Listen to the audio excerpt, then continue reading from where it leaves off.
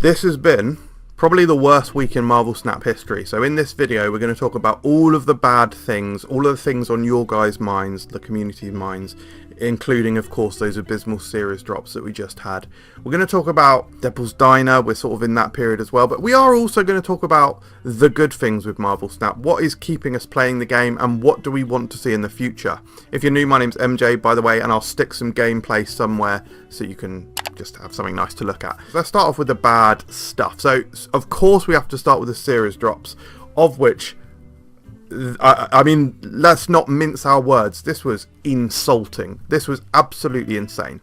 So, first and foremost, the quantity of cards that dropped was completely not acceptable and absolutely ridiculous. So we're already in an environment in Marvel Snap where we have got more cards in the game than ever. In the last 6 months, there's never been more cards added to the game. There's never been more cards added to the game than in the last 6 months. Because in that last 6 months that we're in right now, we've had a couple of extra game modes, Deadpool's Diner and High Voltage, each of which brought a new card with them.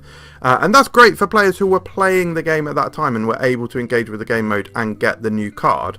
But actually, if you think about new players joining, or just if for any reason you weren't able to play those game modes, that's actually an extra card that you now need to get. And that's also if you could even get the new card via a game mode like Deadpool's Diner in the first place. That is a subject which we'll come on to. But if you're not playing the game at that time, it's an extra card to get. So we've had more cards than ever added in the period, but the series drop that we just had, which is now twice a year, was the same size as the last one. Okay, sorry. I thought I had something on my teeth. I'm just going to very quickly... But as if that wasn't bad enough, which that is bad enough. They should never have done that. The selection they chose was then absolutely abysmal. It featured some of the worst cards in the game, some of the least popular cards in the game. Not only that, but it also featured... There's a card that's dropping Sasquatch. On the same day it drops, it's featured in Spotlight Caches. So it's like...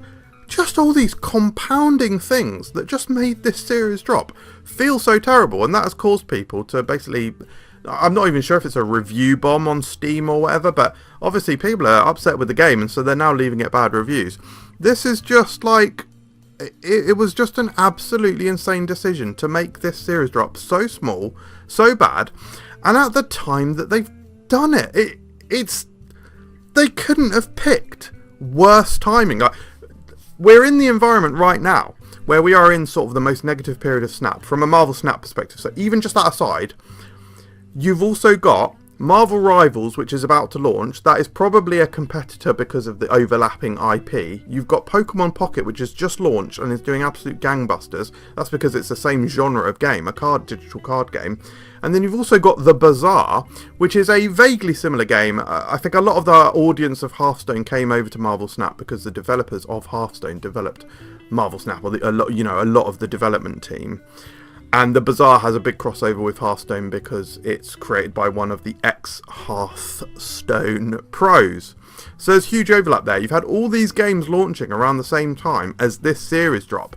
You're supposed to be doing something to get people into the game, and you do this. It is mind-blowing. Like, I'm not a conspiracy theorist, but the conspiracy theorist in me says, how was this not intentional? I don't understand how it couldn't have possibly been intentional, but maybe I'm wrong in that. But yeah, for what reason they would possibly want to do that, I don't know. Like I say, I'm not a conspiracy theorist, but it's just, if it wasn't intentional, it's absolutely crazy that they did that. So that's the first thing. The series drops were absolutely mind-blowingly bad. Now, moving sort of somewhat related to that, essentially, is the card acquisition in the game is just impossibly hard. As we said, those new players coming in, they then didn't get those cards from the extra game modes. Forget even just the extra cards that we're getting. How on earth is a new player supposed to come in and compete with anything in the meta or anything like truly good if it takes so long to get cards? They quickly get cards at the start of the game, probably really enjoying it as they work through Series 1 and 2 and then start getting Series 3 cards. But that hill to climb of getting those Series 3 cards and having limited ability to choose what you want. I think you still get one free Series 3 card a month, is that right? So you can select that. That's one a month. Otherwise, you're having to buy them with tokens or get them through caches. And it's just takes a wildly long amount of time. And then you're hitting Series 4 and Series 5, which you have to rely to get on through caches and spending Spotlight tokens. And that whole system is just insanely time consuming for new players. It's bad enough for existing players. It's bad enough for free-to-play players. It's bad enough for people who spend money. You guys may or may not know, but I do spend money on the game. In my humble opinion, I spend a lot of money on the game. I spend, the 10 or so pounds per month on season passes, and I'll get the odd bundle here and there. I have gotten some larger bundles where they've been like £100 bundles. I've gotten like several £100 bundles. So the amount of money that I've put into this game is absolutely insane when you consider that it's been out for 2 years. I've been playing it for 2 years, just over 2 years. And I've put in, probably easily it's £120 a year from season passes. And I've bought several £100 bundles. I must have put in easily £500 into the game. And I haven't got all of the cards. I'm still like 6 or 7 cards short. And I can't get all and that's just at this moment in time when I've gone for a period where I did actually buy lots of cards from previous seasons. So I'm sort of now back in the banking card stage and I haven't opened a new card in like 4 weeks. It's absolutely crazy. It's insane. In fact, when I say I need 6 or 7, that was me checking a couple of weeks ago. I probably need 9 or 10 now, something like that. So it's just crazy, and that's someone who spent a hell of a lot of money on the game. How much is a AAA game? £60 on the higher end? And these are massive AAA games, which, I don't know, maybe they're not comparable. One's a live service game. Maybe I shouldn't have said that. But anyway, it's insanely expensive, and card acquisition is a massive problem. That's hard enough for me as a long-term player. How is a new player going to come into the game and engage in it to the level that they want to? So that's crazy. Right, next subject, let's talk about Deadpool's Diner.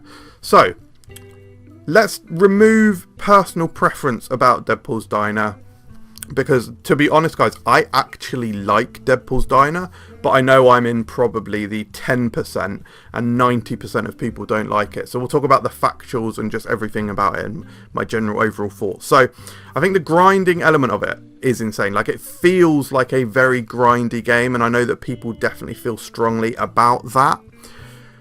And especially when you've got these massive valleys between the bub refreshes and stuff. Like, I'm currently in the, and I've been playing it for a long time, right? I'm on about 13 million bubs. So I'm like creeping towards King Eatry. The way that I'm playing the game, I'm basically playing lower tables, so I'm not playing the maximum table that I can play at.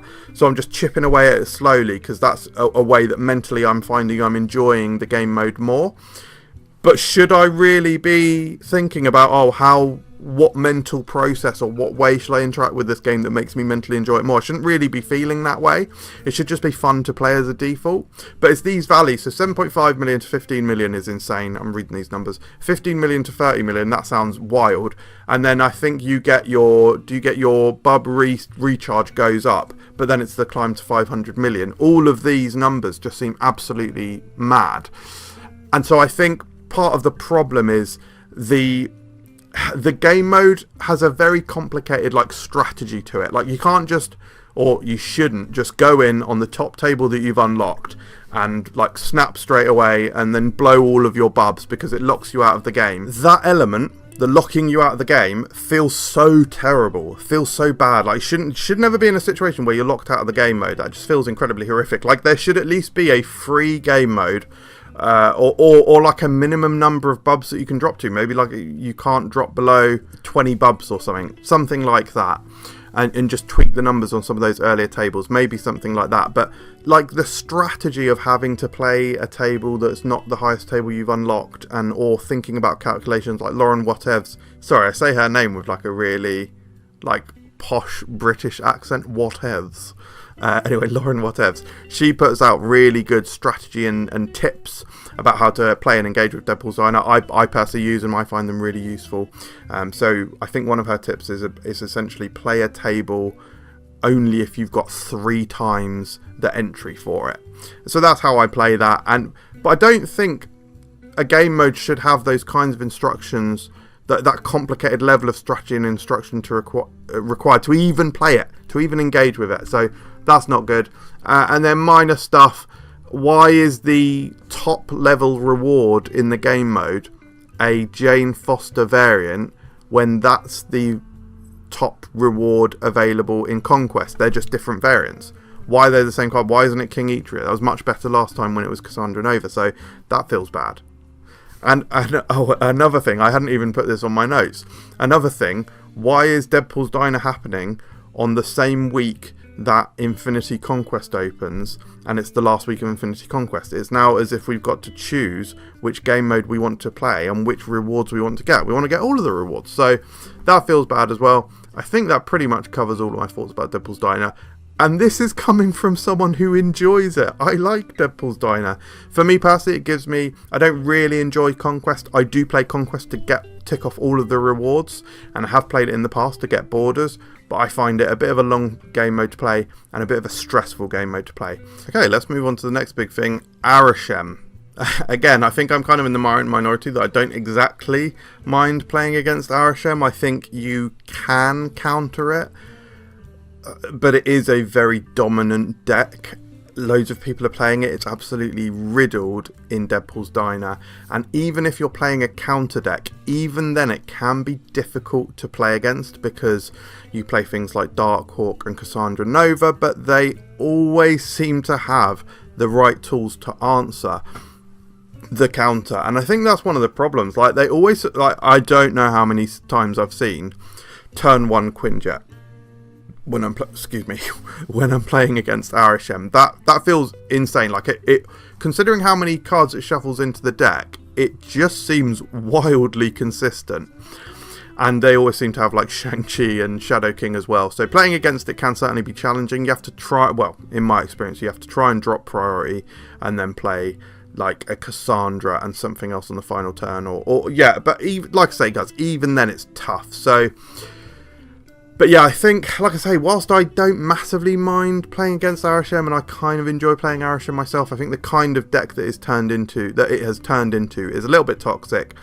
And I think the main problem is that it feels so bad to play against. Those heightened moments of you think you've got them, and then they play Shang-Chi and Shadow King, or like they've got the perfect combination of tech cards. Like, the deck just feels too consistent to play against.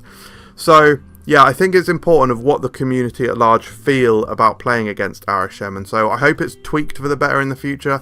I think it could still be a very fun style of deck, it can still be a competitive deck without feeling as toxic to play against as it currently does. Now, my final bad point, we could probably talk about other stuff, but let's talk about the final bad point that I have for now, which is the overall monetization of the game. As I said, I've put £500 into it, and somehow still don't have all of the cards. And just in general, I think it's just an insanely expensive game. Like, of course it's free to play, and of course you choose to pay into it however much you want to, of course, but it's just, everything about it is so expensive, and I feel like I could have spent £500 on the game still, but felt a lot better about what I've bought.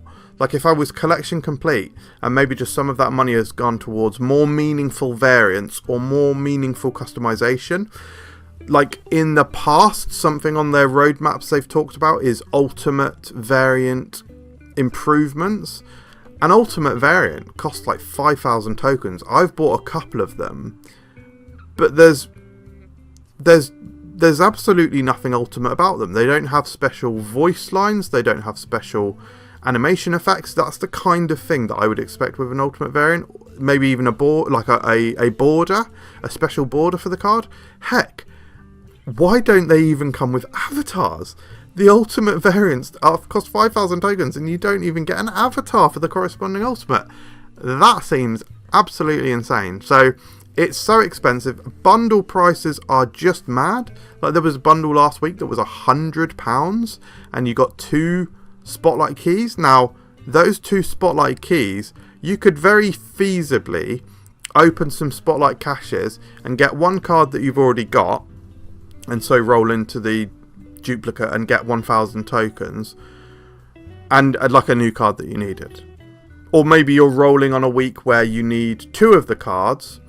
You've already got one of them, and so the other one is the random variant. Maybe you get the random card. It rolls into a one that you've already got, a duplicate, and so you get the 1,000 tokens. And then the other thing you pull is the duplicate of the card you've already got, so you get the variant.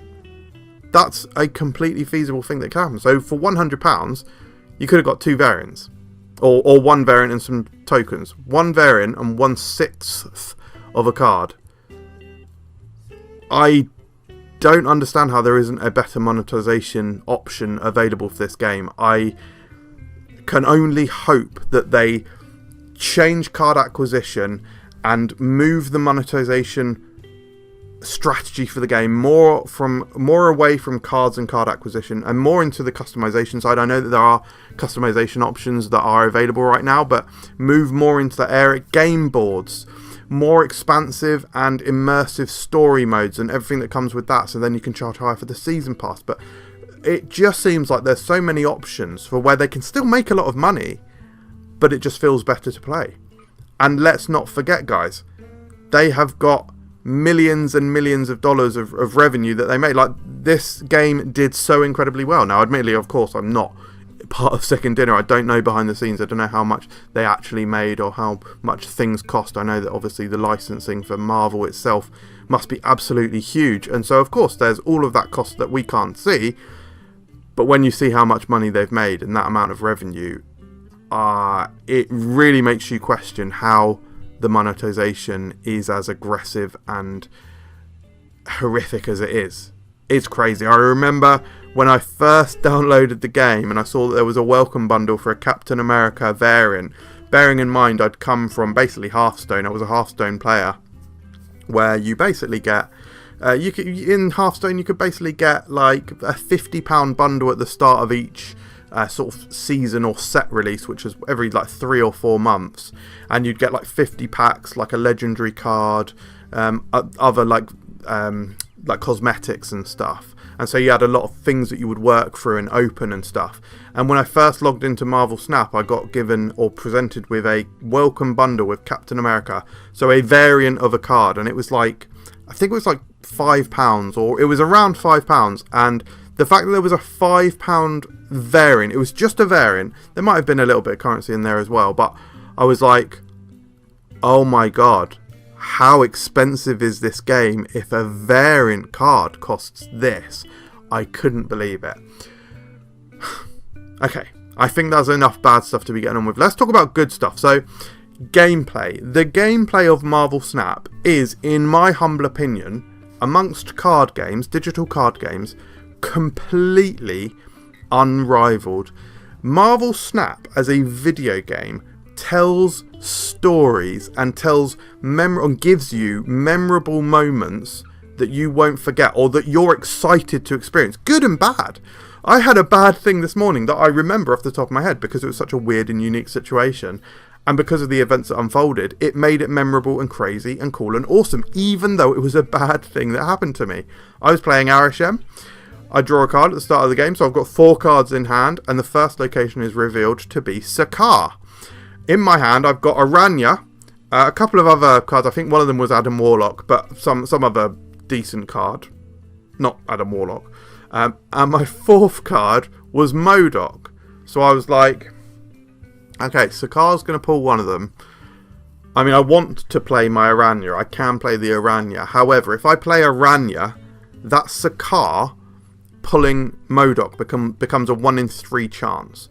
So I'm going to hold Aranya, and so it's at least a 1 in 4. So it slightly improves my odds that it's not going to pull MODOK and get rid of all of my resources at the start of the game, and I'm left with nothing. So I didn't play anything. And lo and behold, it pulled MODOK, discarded all my hand, and I'm laughing about it now. I'm recanting the tale. Marvel Snap creates memories and memorable plays, and that is so valuable, so incredible, and of course, largely constructed from the location system. Every single game feels different. I've been playing it for 2 years and it still feels incredibly fresh, and I know obviously you're engaging with a Marvel Snap content creator, you're watching his videos, that's me. And so obviously you've got a level of passion for the game as well, so you probably agree with me that it's an incredible game. And yeah, even though we do complain about a lot of things with this game, and we certainly complain about the lack of additional game modes, this game does bring us so much content and so much joy on a regular basis. We have cards that come out every single week. There's a new card every single week, and there's a new opportunity to get cards every single week with the Spotlight system. Like, I do actually think the Spotlight system is good. I just think it's too expensive and doesn't quite work and needs tweaking. But that opportunity and access to new cards is cool. It's exciting and refreshing and awesome. And cards coming out is really cool, especially when we get them via these extra game modes. So it's good that we do get meaningful insertions to the game every so often, even though we would like more. Something else that is very good, that is different to other card games, is completely different. I mean, Marvel Snap is truly unique in this aspect of when thinking about other card games, digital or otherwise. Every single card in Marvel Snap is meaningful, potentially powerful, or does a specific thing and like is valuable, like it holds value. If you look at a random Magic the Gathering set, I know Magic the Gathering's been going for 20 odd years, so it's probably a bad example, but actually 30, 40, God, I'm old. Yeah, probably pretty close to 40 years, right? They have got sets where it's like, their cards are like, oh, if you control a snow-covered mountain... By the way, I'm doing this weird, like, Percy and Pig puppetry thing. I mean, I'm a massive nerd. I've played Magic the Gathering in my life. We're all nerds here. It's fine. It's fine to mock ourselves and be derogatory. Anyway. Oh, if you control a snow-covered mountain and you've got a legendary griffin creature, when you tap it, gain +3/+3. They're so specific. They're mind-blowingly specific. We don't have in Marvel Snap, we don't have cards that are quite that specific yet. And it'll be fine if we do get cards that are that specific, because it'll still be a valuable thing. But what I'm trying to say is, in Magic the Gathering, they have to create these wild situations to keep inserting new mechanics. They have to add specific things, and a lot of it is reprints and all that sort of thing. And what it means is that it ends up with the bulk of any trading card set will basically be filler, be absolutely worthless. That's completely not the case with Marvel Snap, so that's really good. Another good thing, the visuals, the design, the music, it all feels like a really polished, really good, I mean, apart from the bugs and stuff, but like a really polished, really good game to play. And also it feels incredibly satisfying. I did recently download Pokemon TCG Pocket, and I'm enjoying it. I'm especially enjoying the collecting aspect. But when you get to that gameplay, it just feels so different to Marvel Snap and so much worse. Like trying to drag an energy to someone, you can't do it mid-action. Like it all just feels very clunky, and Marvel Snap has a very slick, enjoyable and satisfying play style to it. So yeah, that's all the good stuff. Let's talk about what we want in the future. Just a few very quick points. So I think I slightly touched upon this earlier, but just to be very clear, I think one of the most important things, I mean, when they fix the fundamental problems with the game, the card acquisition, if they tweak the monetization a little bit, I'm not sure if that's going to happen, but when they fix the card acquisition, which hopefully they will improve it and it will at least get better. When they've done that, I think we can look forward to other things like an improved season pass and maybe like a story mode.